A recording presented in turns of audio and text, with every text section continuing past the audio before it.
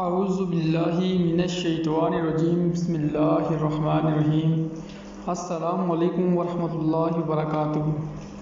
الصلاۃ والسلام علیک یا رسول اللہ وعلی آلک واصحابک یا حبیب اللہ۔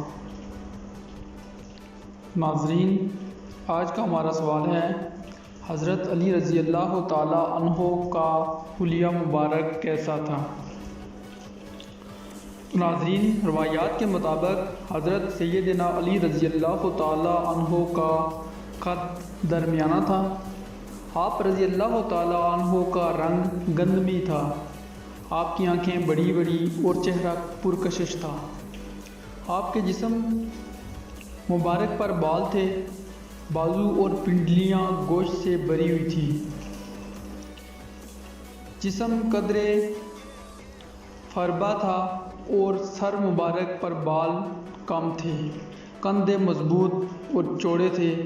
آپ کی رش مبارک گھنی تھی۔ جو شخص آپ رضی اللہ تعالی عنہ کے سراپا کو دیکھتا تو وہ آپ کی شخصیت میں کھو جاتا۔